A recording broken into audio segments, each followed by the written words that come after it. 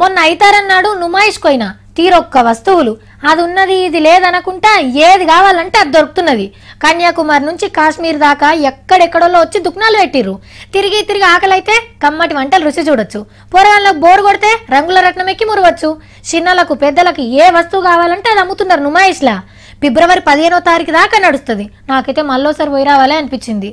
అంత పెద్ద అంగడి ఏడాది కోపారి మన హైదరాబాద్లో పెట్టుడంటే నిజంగా గ్రేటే కదా. కానీ ఇలా చూడుర్రి అంతా ఆగమాగం జగన్నాథం. రాత్రి 8:30కు అంగడికి అగ్గంటుకుంది. మొత్తం దుక్నాలేనాయే. ఏం జరిగిందో తెలుసుకునే లోపట్నే ఈ కొసకెళ్ళి ఆ కొస దాకా మంటలు అంటుకున్నాయి. షాపింగ్ కని పోయినోళ్ళు మంటలు మంటలు అనుకుంటా బయట కూరుకొచ్చిర్రు. ఫైర్ ఇంజన్లు వస్తూనే ఉన్నాయి, నీళ్లు కొడుతూనే ఉన్నాయి. కానీ చాలా సేపటి వరకు చల్లారలే మంటలు.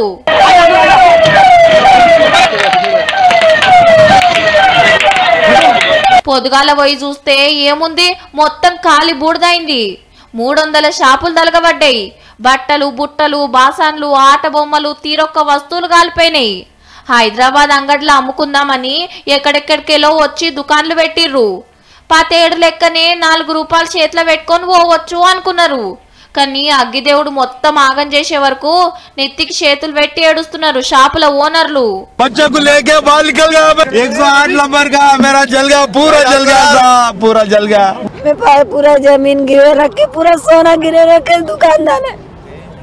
లీడర్లు పోయి బాధితులను ఓదారుస్తున్నారు. ఎగ్జిబిషన్ సొసైటీ కింద నడుస్తుంది నుమాయిష్. ఈ సొసైటీకి ఈటెల రాజేందర్ అన్న అధ్యక్షుడు.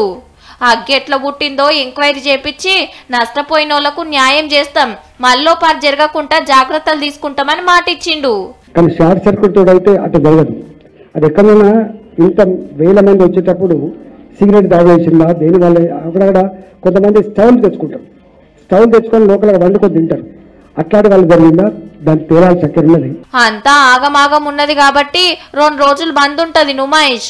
ఆ టెన్కా మళ్ళా తెరుస్తారు.